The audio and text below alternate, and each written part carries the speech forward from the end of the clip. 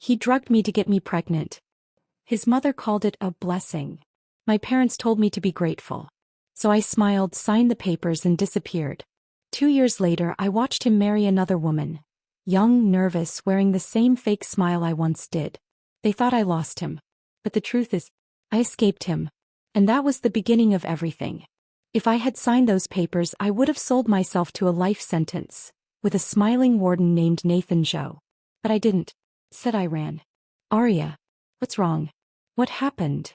Nathan's voice sliced through the buzzing summer air behind me, laced with panic and confusion. But I didn't stop. I didn't turn around. I had never run so fast in my life, heels clacking against the stone pavement as I bolted out of the Civil Affairs Bureau, white blouse sticking to my back from sweat and adrenaline. A few onlookers stared. Some whispered. One even pointed. I didn't care. My heart was hammering in my chest like it was trying to beat its way out. My throat burned. My legs ached. But I didn't stop until I reached the edge of the street, my palms catching the warm metal of the pedestrian pole as I caught my breath. The green walk signal blinked in the distance. I took a deep breath, stepped off the curb, and crossed. Behind me, I heard Nathan's footsteps skidding to a halt. Arya, wait, he shouted. But it was too late. The light turned red the moment I stepped onto the opposite sidewalk. Cars surged between us like a river of steel and smoke. Horns blared. Tires screeched. And just like that, we were on opposite sides of the world. He couldn't reach me. I looked back, not at him but through him. His figure, trapped on the other side, felt like something from another life. And in a way it was. The traffic between us wasn't just metal and motion. It was a boundary between who I was and who I had finally become. I moved further down the sidewalk until I was out of his line of sight. My hands shook as I raised my arm to hail a taxi. A bright blue sedan slowed beside me. I slid into the back seat without hesitation. Where to? The driver asked. Anywhere but here, I muttered. As we pulled away, I rolled the window down. The city air hit my face like a slap, hot, dusty, full of car exhaust and the scent of grilled skewers from nearby food carts. In any other moment I would have gagged. Today it smelled like freedom. My phone buzzed violently in my bag. Again and again. Calls. Texts. Probably even emails. I didn't look. I flipped it to silent and tossed it back into the depths of my tote. The city passed in a blur, gray concrete, red signs, blaring horns. The faster we moved, the further Nathan faded into the background. It had been so close. One more step and my name would have been stamped beside his. One more step and I'd have been legally his. One more step and the story of Arya Lynn would have ended, not with a bang but with a pen. But something in me had snapped. Or maybe finally healed. Because today, as I stood in that overly lit government building, waiting for our number to be called, Nathan had smiled down at me like he was handing me the moon. And for the first time in my life I had looked back at him and felt nothing. No butterflies. No thrill. No hope. Just emptiness. "Miss, you okay?" the driver asked, glancing in the mirror. I blinked. Realized tears had started to fall without me noticing. I wiped them with the back of my hand and forced a smile. "Yeah. I'm just relieved." The driver nodded, though he didn't look entirely convinced. I turned my face toward the window and let the wind dry the rest of my tears. The sun filtered through glass and tangled in my hair. Somewhere in the distance I heard a child laughing. A dog barked. Life was moving on. So was I. I had been here before. The same day. The same date. The same white blouse. The same bouquet of blue hydrangeas in my hands. In my previous life, this was the day I married Nathan Joe. He had called it a lucky day. An auspicious red date, he said with a grin. He made all the appointments. Bought matching clothes. Took selfies on the steps. He'd even joked with the staff behind the desk about how I was his forever now. I remember smiling. Because back then I believed in him. In love. In happily ever after. But that smile would be the last genuine one I wore for years. The taxi stopped at a red light. I stared out at the people on the sidewalk. A newlywed couple passed, still in their registry outfits. He was smiling. He was looking at his phone. A flash of envy passed through me. But it was gone just as quickly. Not because I didn't want love. But because I finally knew what I didn't want. I didn't want love that came with conditions. I didn't want a man who changed when no one was looking. I didn't want a marriage where my silence was mistaken for submission. I didn't want to be anyone's achievement unlocked. I tapped the driver on the shoulder. Could you take me to Green Star Hotel near Yunhe Road? Sure. As the car veered left, my phone buzzed again. I ignored it. Outside the hotel, the doorman opened the door with a polite nod. I mumbled a thanks and walked in, my heels echoing across the marble floor. I didn't even bother checking in again. I had already booked the room this morning. Backup plan. Just in case I found the courage to do what I did today. I rode the elevator to the 12th floor, slipped in with my keycard and collapsed onto the crisp white sheets. Only then did I exhale. My chest ached. My feet throbbed. My heart was still racing. But I had never felt more alive. I lay there for a while staring at the ceiling. Then slowly I got up and walked into the bathroom. Under the harsh fluorescent light, I looked at my reflection in the mirror. My face was still youthful, skin smooth and radiant. No worry lines. No tired shadows. No signs of the battles I once lived through. But this time I had stopped it. Before the decline. Before the damage. Before I became a ghost in my own story. I washed my face and changed into a soft robe. Then I sat on the edge of the bed, pulled out my phone and opened WeChat. 37 missed calls from Nathan. 17 unread messages. 2 voice notes from his mother. I stared at the screen. Then with calm fingers I opened his chat and typed. Nathan, stop looking for me. I'm safe. I'm sorry, but I can't marry you. I hope you understand. I hit send. Then I muted the conversation, unpinned the chat and buried the app in a folder named Miscellaneous. Done. Next I opened my email and found the draft I had started 3 days ago. Subject: Transfer request to Azure Bay branch. Confirmed. To Ms. Yuan. My supervisor. My mentor. A woman I had disappointed in my past life. This time I wouldn't make the same mistake. Hi Ms. Yuan. I'm writing to officially confirm my acceptance of the transfer to the Azure Bay office. I'll be ready to report within the next 72 hours. Best. Arya Lin. I hit send before I could change my mind. No more delays. No more waiting. No more pretending that love meant sacrifice. I ordered room service. Nothing fancy, just a bowl of noodles and warm soy milk. As I ate quietly in the silence of my hotel room, I felt the tension in my shoulders begin to loosen. I was no longer engaged. No longer anyone's future wife. No longer trapped by the expectations of 2 families. I was just Arya Lin. And for the first time in a long time, that felt like enough. In this life I left the Civil Affairs Bureau before signing anything. But in my previous life I didn't run. I signed. I smiled for pictures. I held the red marriage certificate like it was something sacred. Nathan had looked at me that day like I was the final puzzle piece in his perfect life. He was my first love. We met after the college entrance exams, side by side through 4 years of university. He used to say my name, Arya Lin, sounded like a song. I believed him. I believed everything back then. Until the day I found out I was pregnant. It was the spring after our wedding. I was 26. Just hitting my stride at work. Out of the 3 candidates being considered for promotion, I was the top pick. Ms. Yuan, my supervisor, had even hinted at it during our last evaluation. And then one morning I stood in the bathroom holding a test stick with 2 pink lines.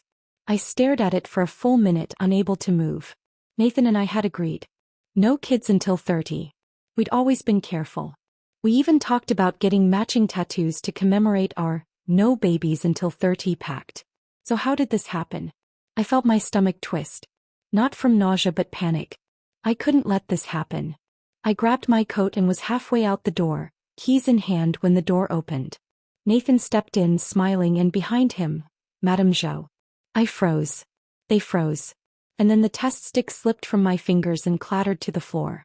Madame Zhou saw it instantly. She didn't ask. Didn't blink. He squealed. Arya. Is this... Oh heavens, are you pregnant? She rushed over, lifting the stick like it was a winning lottery ticket. Nathan. Did you see this? Oh my God, it's finally happening. I began, but she was already on the phone. Calling cousins. Calling friends. Posting in a family WeChat group. All within seconds. She was so loud I could hear her in every room. Nathan turned to me.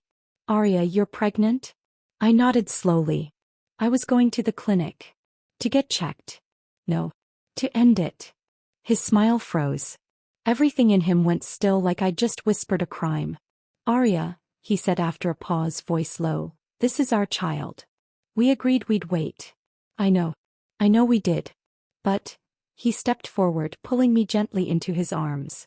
You're not alone in this. I'll cook for you every day. I'll take care of you. My mom can help after the baby's born. You don't have to give up your career. This will just be earlier than planned. I remember his voice, so warm, so reasonable. And I remember my heart. How it wanted to believe him.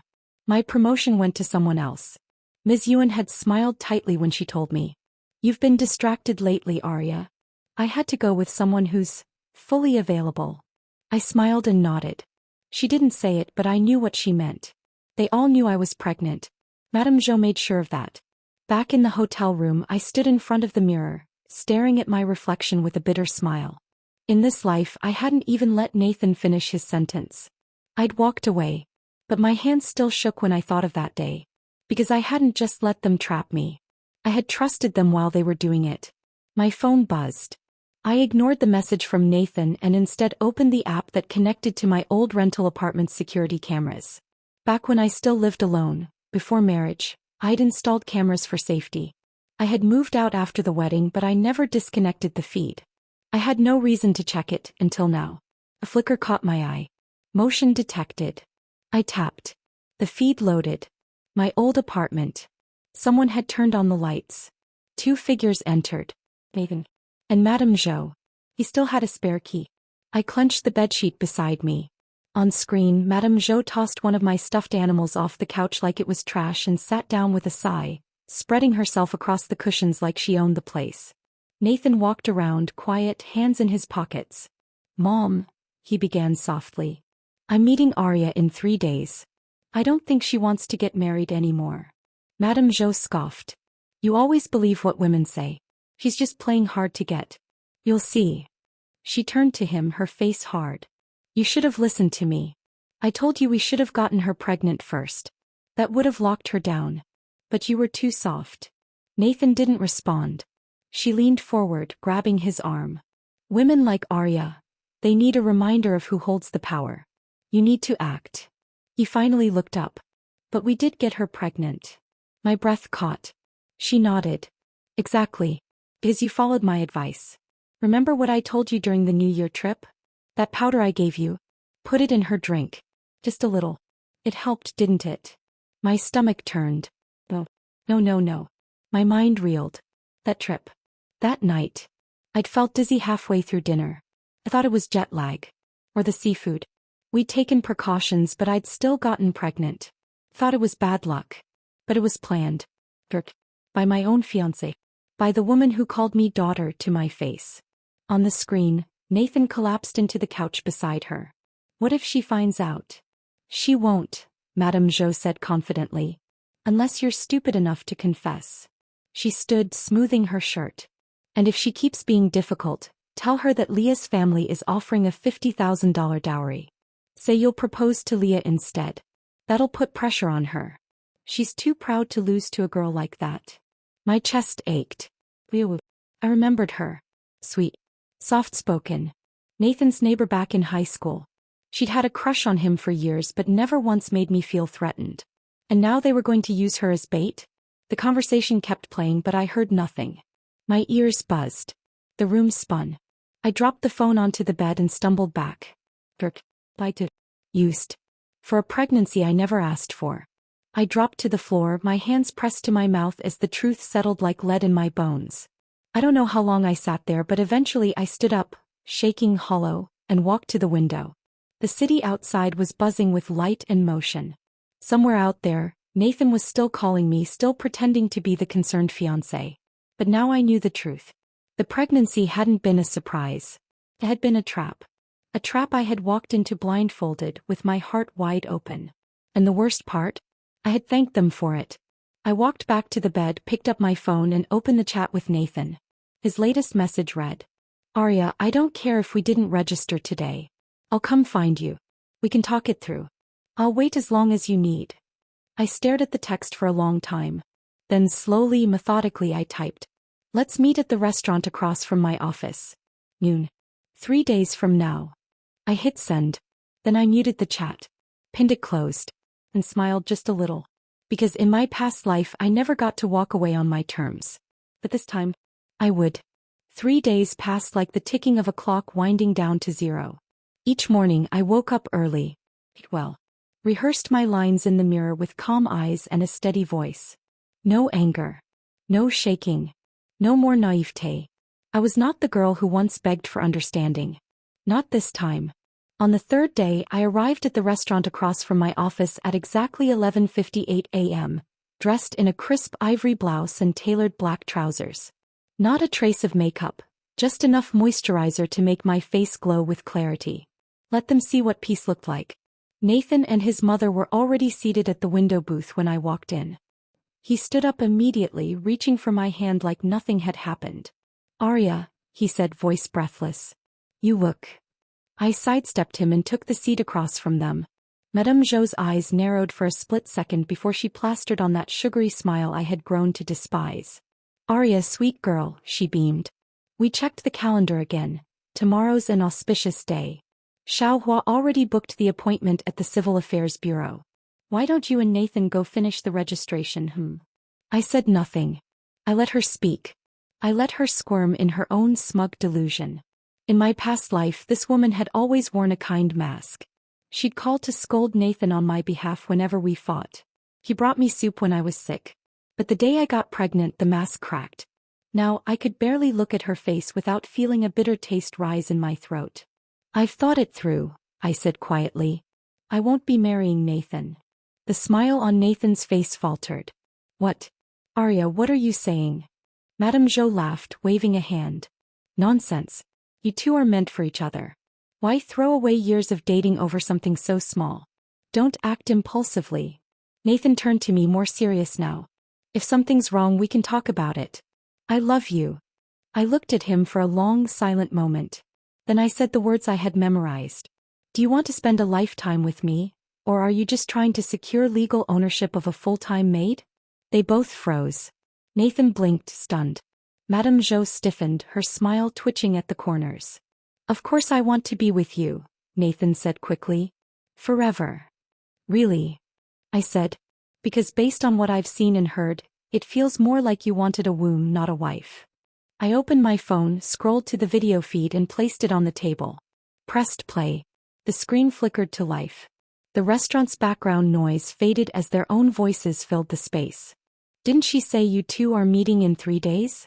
Book the appointment at the Civil Affairs Bureau. When the time comes, drag her straight there. If she refuses, take her out at night and put that stuff I gave you into her drink." Nathan's jaw dropped. His mother paled instantly. I let it play. I wanted them to hear every last despicable word. Madame Jo's voice was now loud and clear through the speaker, smug and cold. "The only way to tie a woman down is with a child." A silence heavier than cement settled between us.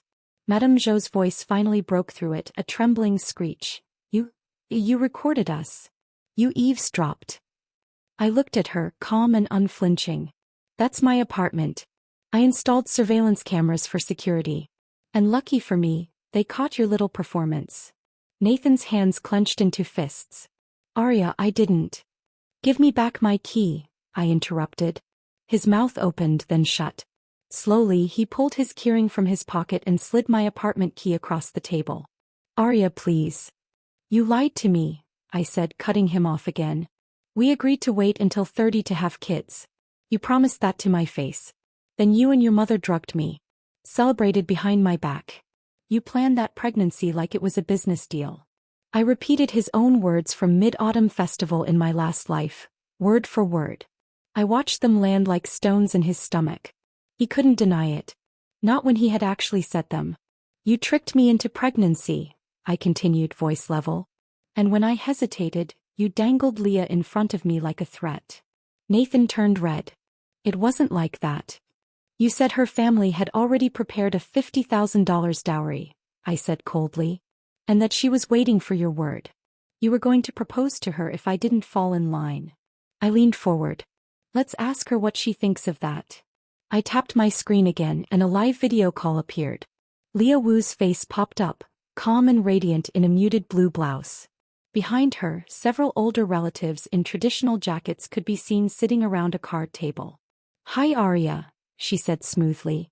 "I heard everything." Nathan's mother's face drained of all color. "Leah, sweetheart," Madame Jo said quickly. "Don't misunderstand." "Oh, I understood perfectly," Leah said, voice crisp. "I called my parents the moment I heard you were tossing my name around like bait. They're all here on this call, by the way." The screen widened, showing a sea of shocked elderly faces. Leah added with a smile, "Dad, don't worry. I'm not marrying into that family even if they beg." Madame Jo looked like she'd been slapped across the face. Nathan stammered. "Leah, I didn't mean for..." She cut him off. "Don't talk to me. You're disgusting." Then she turned to me. "Arya, I'm sorry. In another life that could have been me. Thank you for saving me from it." I nodded. "You're welcome." The call ended. Silence returned. Madame Jo was trembling now. You just want to destroy our reputation." "No," I said, standing. "You did that yourselves. I'm just making sure no one else suffers from it." Nathan stood too, blocking me. "Arya, don't go. Let's talk. Please." "You betrayed me," I said. "There's nothing to talk about." His voice changed. Hardened. "You ungrateful brat. I've been with you for years, and this is how you repay me. Who else would want used goods like you?" Madame Jo added bitterly. "He's proposing to Leah this weekend. You'll regret this." I smiled, ice cold. "Used goods." I glanced at Nathan. "If you're so desirable, why don't you go ahead and propose? See who says yes now." Just then, from behind me, a stranger's voice rang out. "Wait, is that Nathan Jo and his mom? You're the ones on that viral video, right?" I turned to find a young man sitting behind us, holding up his phone where a recording of the surveillance footage was already being shared. "People like you trap girls with babies," he said loudly. "Shameless." Other diners turned to look. Madame Jo's mouth opened, but no words came out. Nathan's eyes widened in horror. "Congratulations," I said softly. "You're famous." I walked away without looking back. Outside, the spring air felt like velvet against my skin. I exhaled a long, slow breath. I didn't feel triumphant. I didn't feel giddy. I just felt free. I didn't go back to my apartment after the breakup. I didn't go back to Nathan. And I didn't go home. Instead, I returned to my hotel room, kicked off my shoes, and collapsed onto the bed with a strange sensation flooding through my chest, like I'd been holding my breath for years and finally exhaled. I had done it. I didn't scream. I didn't throw things. I didn't cry. I exposed the truth, walked away, and left them choking on their own schemes. There was no applause. No cinematic music. Just silence. And peace. The next morning, I opened my inbox to find the transfer notice from Ms. Yuan. Proved. I was to report to the Azure Bay branch in 2 days. Flight booked. Relocation package confirmed. A single dormitory room was already reserved for me near the office campus.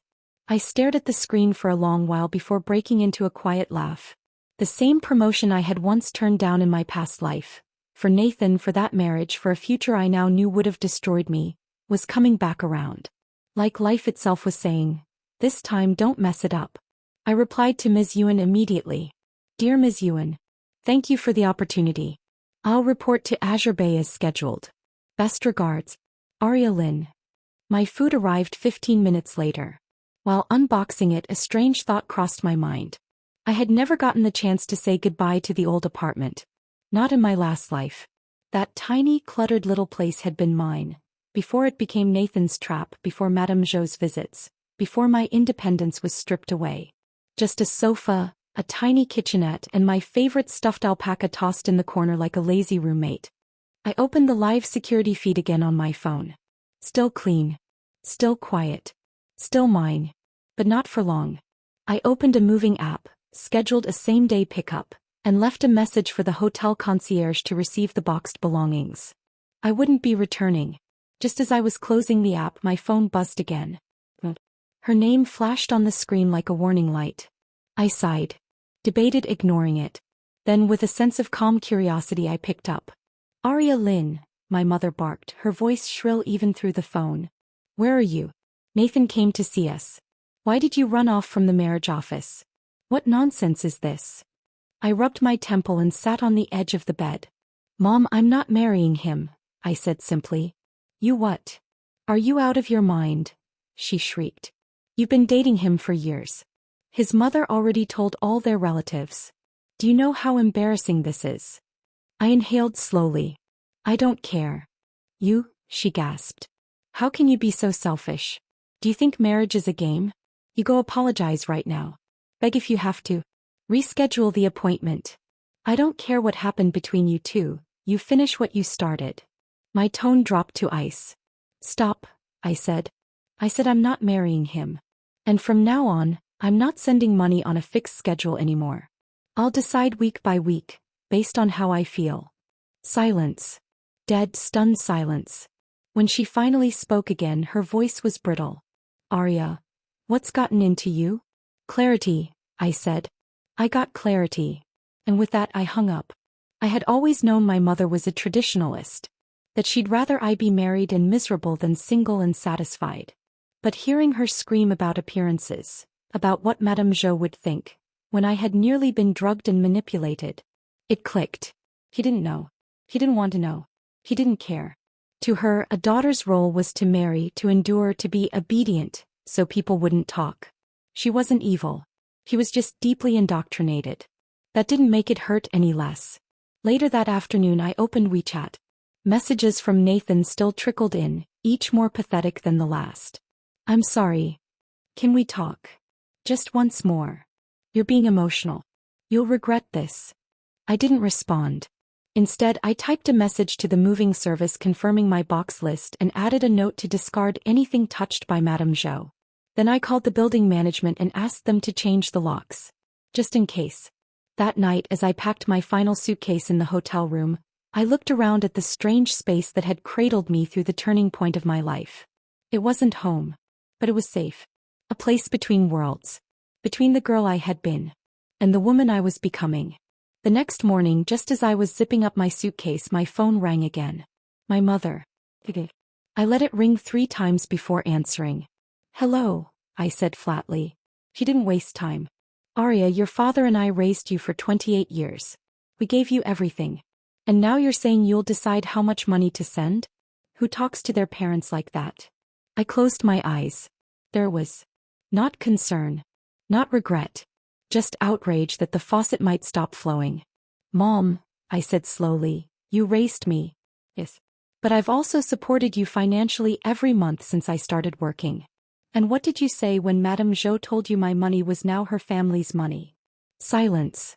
You agreed, I said. You didn't even hesitate.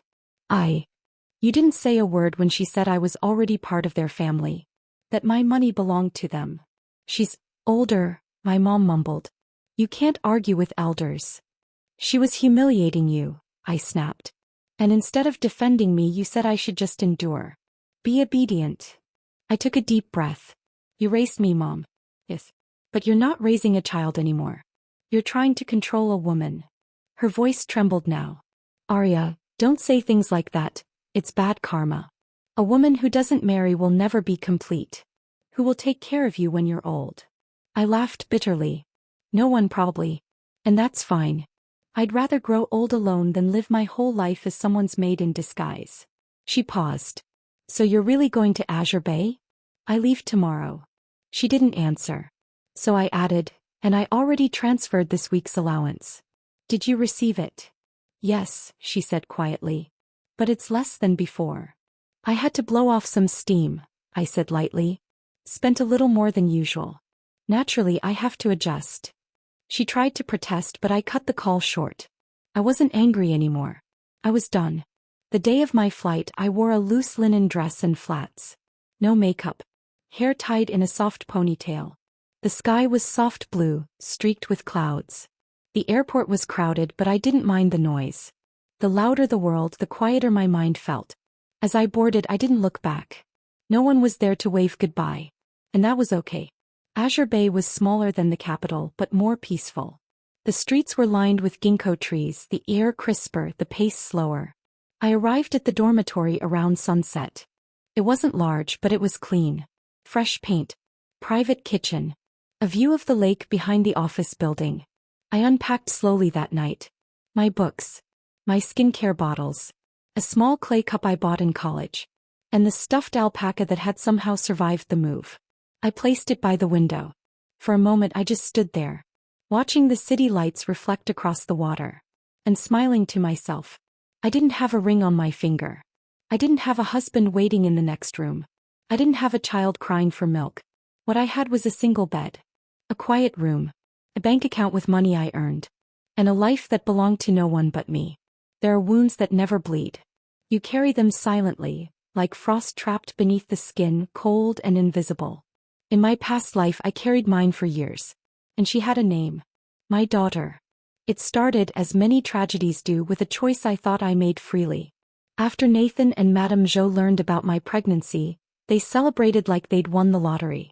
His mother rushed to tell her extended family, ignoring the tradition of staying quiet for the first trimester. My protests were brushed off with her usual chuckle and a backhanded compliment. Aria's young and strong. She'll be fine. My grandson is on his way. I hadn't even said I was keeping the baby. But by the time I pulled Nathan aside to tell him about the abortion clinic, he was already glowing with daddy-to-be pride. Aria, he said gently, you'll recover faster if you have the baby now. We'll have one early, and by the time you're 30, we'll be free to travel, focus on your career again. He wrapped his arms around me like it was love. But it wasn't. It was control. The first 3 months were brutal. I had morning sickness that lasted all day. I could barely keep anything down. I lost 5 pounds, my eyes were always red and my stomach felt like a churning pit. My co-workers tried to help. Ms. Ewan adjusted my workload and my team covered for my absences. But the guilt of burdening others gnawed at me. At night I came home exhausted. Nathan would cook sometimes, rub my back. But his patience thinned quickly. After month 4 he started staying late at work again. When I confronted him about it, he sighed and muttered, "I'm busy. Everything doesn't revolve around your mood swings." He stopped cooking. Stopped rubbing my back. Stopped listening. That's when Madame Jo moved in. "Just until the baby comes," Nathan said. "She wants to help." Help. If help meant oversalting everything, criticizing my posture and saying back in my day, every time I complained about cramps, then yes, she was very helpful. When I vomited after her fish soup, she forced me to drink 2 more bowls, saying, "You think women in my time had weak stomachs? No wonder modern girls are so spoiled." When I asked Nathan to send her back and hire a postpartum nurse, he just looked away and mumbled, "Money doesn't grow on trees." I called my mom one night, sobbing into the receiver. "I can't breathe in that house," I whispered. "They treat me like I'm a burden." She sighed. "Aria, married life is like that. You just need to be more obedient. With time they'll come around." They. His mother, Nathan. It's all a matter of adjusting. I laughed bitterly. What about me? Why does no one adjust for me? There was silence on the other end. And I realized in her eyes I didn't need defending. I needed enduring. By the time Mid-Autumn Festival came, I was 8 months pregnant. My body ached. My ankles were swollen. My back felt like it was made of splintered wood. I begged Nathan not to make me travel to their hometown. "I can barely walk." "It's just 1 city over," he said. "And Mom already told the whole village you'd be there." So he dragged me there, belly and all. I threw up 3 times on the road. He handed me tissues but didn't stop the car. That night we had dinner with his extended family. The table was full of crabs, shrimp, oysters, all foods I couldn't eat. The only thing I could stomach was a plate of cold plain vegetables. When I saw that, I snapped. I slammed my chopsticks down. "Are you serious?" Nathan pulled me out of the room by my elbow, glaring. "Can you stop embarrassing my mother? It's a holiday. It's a holiday and she made a whole table of food I can't eat. She made vegetables for you. 1 plate. For show. You're being ridiculous. Look at you, fat, moody, waddling around like a duck." I blinked at him, stunned. "And whose fault is that?" I snapped. "You think I did this to myself?" He scoffed, giving me a once-over filled with disgust. "Honestly, I get annoyed just looking at you." That night I didn't cry. But something cracked inside me. Something that had been holding everything together. I gave birth to a baby girl 2 weeks early. A difficult labor. 19 hours of pain. Blood pressure spikes. Oxygen dips. When she was finally placed in my arms, I looked down and saw the tiniest face, her little mouth puckered, her hands curled into trembling fists. I burst into tears. Not from joy. From terror. Because I knew, that I was not bringing this child into a loving family. Nathan was outside complaining about how long it took. Madame Jo took one look and said, "A girl?" She didn't even step forward to hold her. She turned and left the hospital. Just like that. She never kept her promise to help raise the child. "I'm old," she told Nathan. "You married her, not me." So 2 weeks into my postpartum confinement, I was alone with the baby. No sleep. No help. No clue what I was doing. Nathan worked late. Said he was tired. Said I was overreacting. Said he needed peace when he came home. When the baby cried at night, he shoved a pillow over his head and muttered, "Make her stop." I hadn't healed. I couldn't rest. I couldn't leave the baby alone for 5 minutes, let alone nap. I quit my job when the baby was 3 months old. We couldn't afford a nanny and my parents had their own health issues. My father was on medication and my mom didn't want to leave him. So it was just me. Day in day out. Feeding, burping, rocking, changing. I stopped wearing makeup. Stopped brushing my hair. Stopped looking in the mirror. Stopped talking. The walls closed in. Nathan started snapping. "You're home all day. Why is the house still messy? Look at yourself. Greasy hair. Messy face. What man wants to come home to this?" "At night," he said once, "I don't even feel anything anymore." I began to shrink. Emotionally. Mentally. Even physically. I would go out to buy groceries and stare blankly at young women walking by, girls with bright lipstick, high heels, clear skin, laughter on their tongues. I'd once been that girl. I searched for myself in their faces and found nothing. I stopped attending weddings. I couldn't bring myself to clap. Watching other brides walk down aisles made me sick. Not from jealousy but grief. They don't know yet, I'd think. They're walking straight into it. Then came the insomnia. The migraines. The hair loss. The crying spells for no reason. My skin broke out in rashes. My chest felt tight every night like I was suffocating. I went to a therapist once. Nathan called it dramatic. "You're not the only woman to give birth. Stop acting like you died." But I had died. Fully. Silently. One night after putting my daughter to sleep, I stood in the kitchen holding a paring knife. Not doing anything. Just holding it. Just imagining. Then I heard her cry. I dropped the knife. Shaking. Terrified. When she turned 3, I thought the fog might lift. It didn't. I took the scooter to the market that morning, planning to get fresh fruit for her. I passed a bridge. Stopped. Got off. Stared at the water for a long time. I don't remember deciding. I just remember doing. One moment I was standing. The next I was over the rail. The wind howled. People screamed. I remember the water, cold, black, swallowing. And for the first time in 3 years, I felt peace. I don't know why I survived. Someone dragged me out. I woke up in a hospital bed, soaked and shaking with my mother sobbing at my feet. "You stupid girl," she cried. "You have a child." But not once did she ask why. Not once did anyone say, "We failed you." They just said, "How could you?" Now in this life I sit by a window in Azure Bay watching a bird land on a railing with a worm in its beak. I hold my tea with both hands. And I whisper, "I'm sorry." To the daughter I once held. To the girl I used to be. To the woman I almost never became. In this lifetime I will not give birth. I will not bring her into a world that suffocated me. I only hope that somewhere in some other life, my daughter is born into a family that welcomes her. One that celebrates her arrival. One that holds her hand when she cries. One that doesn't leave her mother to rot. Azure Bay didn't welcome me with grand gestures. No rainbow stretching across the sky. No sudden breeze carrying metaphors about new beginnings.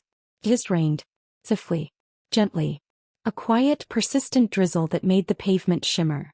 I stood by the window of my new dormitory room, watching the raindrops race each other down the glass. I hadn't even unpacked yet. My suitcase lay unopened on the floor, beside a small potted succulent the company had placed on the desk as a welcome gift. It was nothing like the apartment I once called home. But that was a good thing. This place had no ghosts. No angry voices.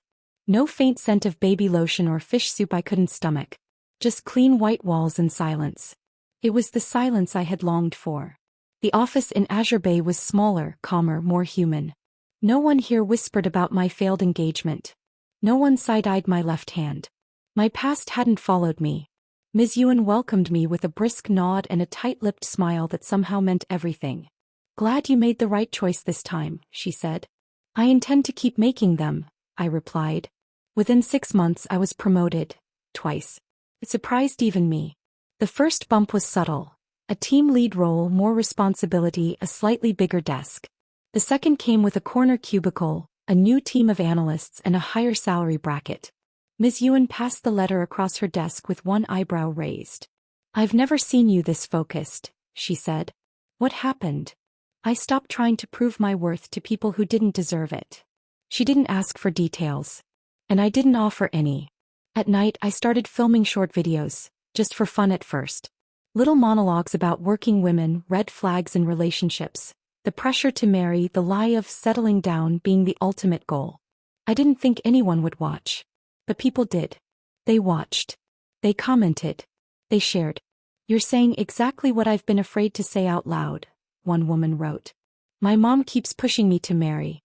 "Thank you for reminding me I'm not crazy," wrote another. The follower count grew slowly at first, then quickly. By the time I crossed 20,000, I was getting brand inquiries. Skincare. Workwear. Planners. Feminist book boxes. My side hustle was no longer a hobby. It was a second income. And for once the money I made was entirely mine. My mornings became sacred. I rose early, brewed coffee, stretched beside the window while the sky turned from gray to gold. I bought a yoga mat, signed up for weekend dance classes, and even found a quiet calligraphy studio tucked between a noodle shop and a flower stall. I started to remember who I was before everything collapsed. I remembered how it felt to walk into a room and not shrink myself to fit someone else's expectations. Then one day my mother called again. She always called around the same time. Sunday evenings just after dinner, as if catching me in a moment of softness. I answered, putting her on speaker as I folded laundry. "Arya," she said, drawing out the syllables. "A co-worker of your father has a son. He's a little older but very stable. Works for the government. Lives in the city." I didn't respond. "You're turning 30 soon," she added. "You should at least meet someone.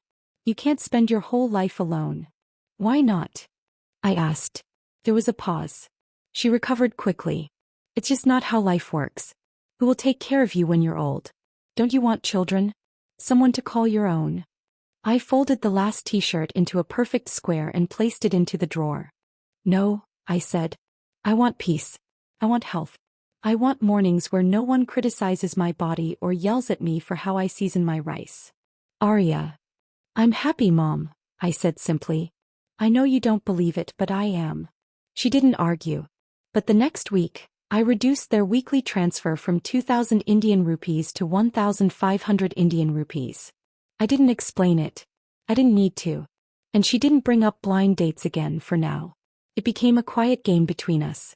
Anytime she crossed a boundary, marriage, children, dowries, the money shrank by a few hundred. Anytime she kept her opinions to herself and just asked how I was doing, the transfer stayed steady, or went up.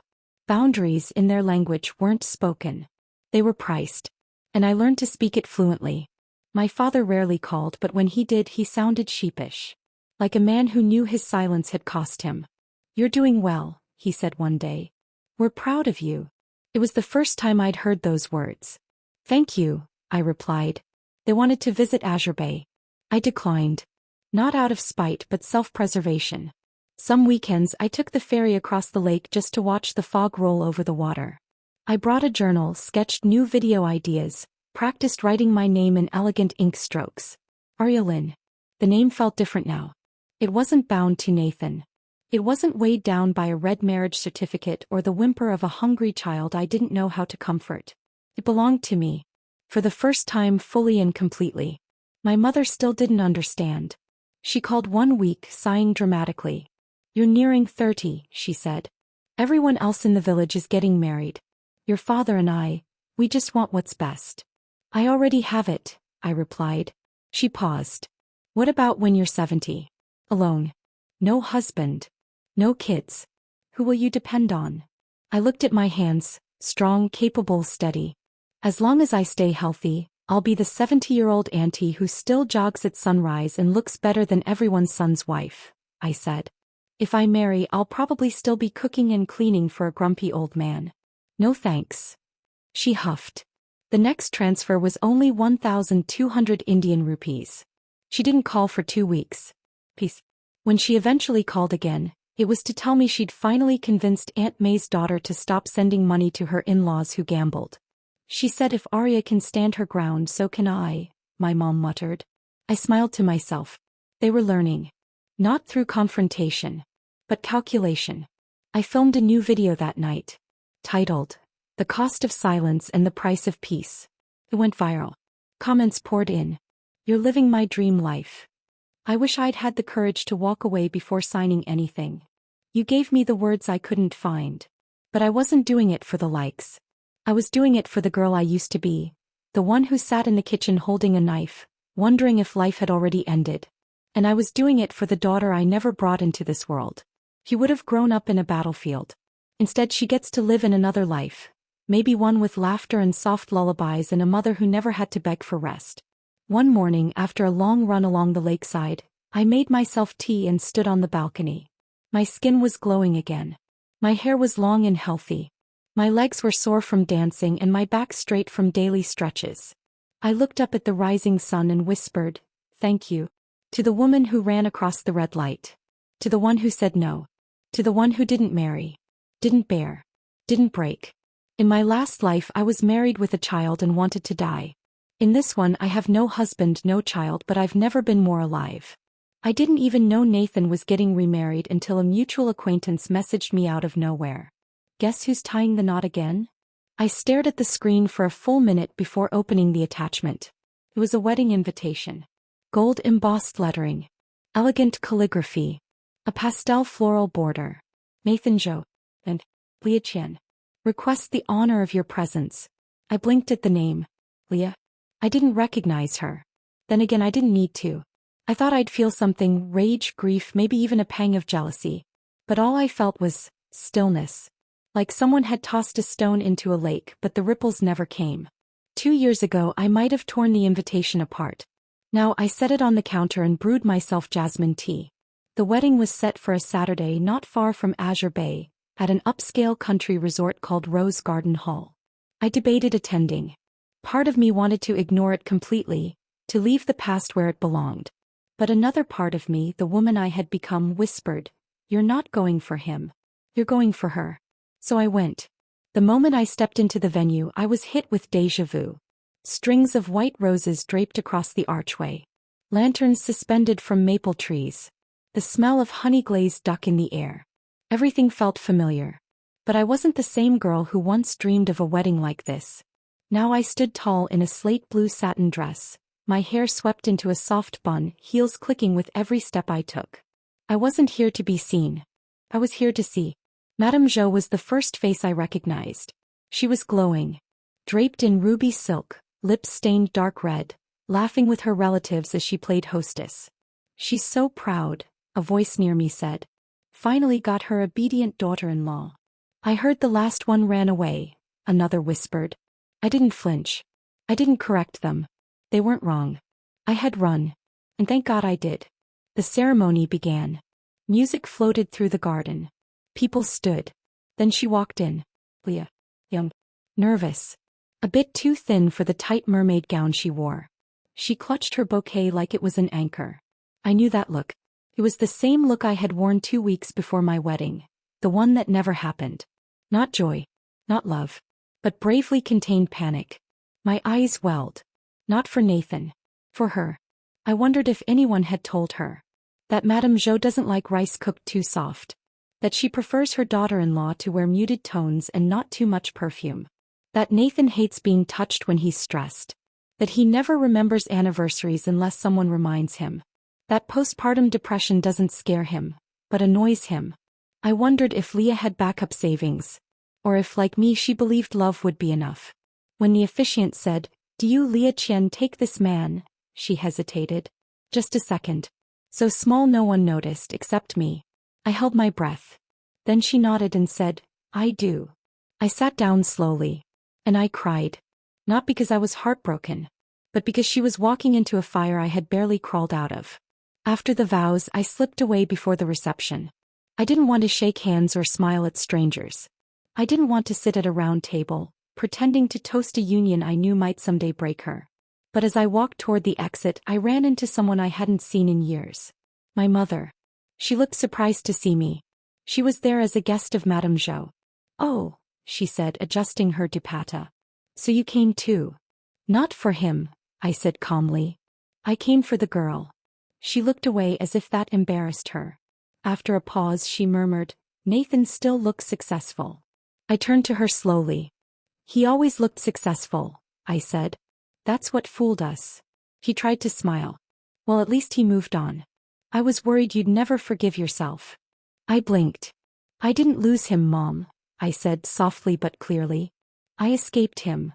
Her smile faltered. I didn't wait for more. I turned, walked out into the cool garden air and took a deep breath. That night she texted me.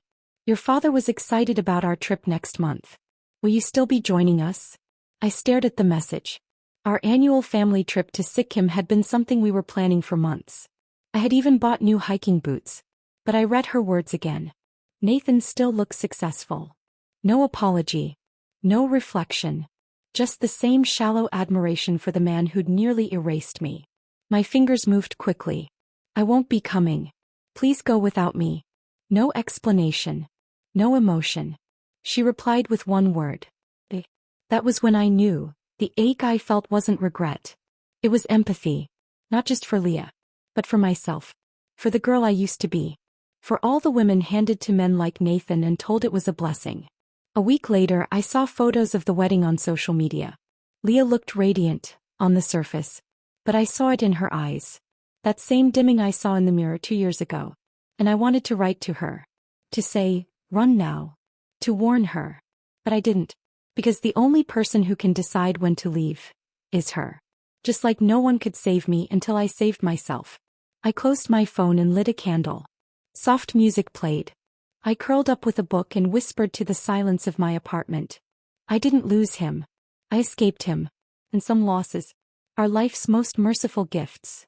There are some mornings where silence is not emptiness, it's peace. I woke up today to the soft hum of wind brushing against my window. No alarm. No baby monitor. No footsteps outside my door. Just the rhythm of a life that no longer required me to brace for anything. I stretched, stood barefoot on the balcony and breathed in the scent of the lake below. It was a special day. But no one else knew it. Because she was never born. In another life, today would have been her 3rd birthday. I'd done the math before. I couldn't help it. If things had gone according to their plan, I would have been a mother to a little girl who by now might have been running around my ankles. Calling me Mama. Reaching for my hand. Or worse. Watching me break piece by piece while trying to survive a marriage that had already buried me. I didn't light candles or bake a cake. I lit incense. 3 sticks. One for the daughter I might have had. One for the woman I used to be. And one for the girl I had become again, free, flawed, and whole. I whispered only once. "You were never born. But you saved me." The smoke curled into the ceiling like a gentle exhale. People often ask why I never tried dating again. My followers want to know. My colleagues ask politely at networking events. Even the old woman at the grocery store once said, "A pretty girl like you must have a long list of suitors." I smile. I don't correct them. But the truth is simpler than any dramatic story they imagine. I found myself. And I've never needed anyone else to make that feel complete. My days are full now. I still work at the same firm, though I've turned down 3 offers to transfer to the main office. I like my quiet cubicle, my walks by the bay, the colleagues who respect boundaries. I mentor 2 younger analysts, girls in their mid-20s, full of fire and uncertainty. They come to me for everything from salary negotiation tips to how to say no without guilt. Sometimes they ask about my past. I tell them enough to warn them, but not enough to scare them. And I always end with the same words. Your life is your own. Guard it. And don't be afraid to walk away, even if it makes others uncomfortable. My videos are more polished now but still unscripted. I speak like I would to a younger sister. About boundaries. About dignity. About softness that doesn't mean weakness. The platform grew faster than I expected. Some called me an icon for unmarried women. Others called me bitter. I wasn't either. I was simply someone who lived. And survived. And that was enough. I never chased fame. I refused brand deals that didn't align with my message. One perfume company wanted to sponsor a post titled, "Smell Irresistible on Your Next Date." I laughed and declined. Instead, I partnered with a small collective that supports survivors of domestic abuse. I did voiceovers for their hotline training and sent handwritten notes with their care packages. I didn't want to be famous. I wanted to be useful. I still live alone. My apartment is filled with light. The walls are decorated with brushwork from the calligraphy classes I never quit. My bookshelf holds feminist literature, cookbooks, and a single baby photo of me. Chubby cheeks, arms reaching for the camera. Sometimes I sit by the window with tea and watch the sun melt into the lake. That used to be the spot I once thought I might jump from. Now it's my sanctuary. It happened quietly. An anonymous message. No profile photo. No signature. No fanfare. Just a few lines. I used to think something was wrong with me. Now I know I was just in the wrong story. You helped me see that. Thank you. There was no name. But I knew who it was. Leah. The girl who wore my almost life like a second-hand dress. I didn't respond. She didn't ask for one. And that, too, was peace. My parents are calmer now. Not transformed but softened. My mother stopped pushing marriage conversations. My father asked if I could help install a reading lamp in their guest room for when I visit. They still call me dramatic sometimes. But they no longer call me broken. Because somewhere along the way they stopped being ashamed of my choices. And started admiring them. Even if they don't say it out loud. I attended a festival last month. An all-women's gathering near the hills. We laughed, danced barefoot, told stories by lantern light. Someone passed me a small white flower and asked what I'd name my daughter if I had one. Without thinking I said, Hope. Everyone smiled. Only I knew how deep that name ran. Tonight the lake is quiet again. I walk alone, the gravel path crunching under my flats. I pass the place I once imagined dying. And I pause. Not in sorrow. Not in pain. But in reverence. That moment nearly ended me. But it also started everything. I close my eyes. The wind picks up, brushing my face like a mother tucking in her child. And I say softly into the darkness. Some women become mothers. Others become the women their daughters would have needed. I didn't choose marriage. I didn't choose motherhood. But I chose me. And that has made all the difference. The end.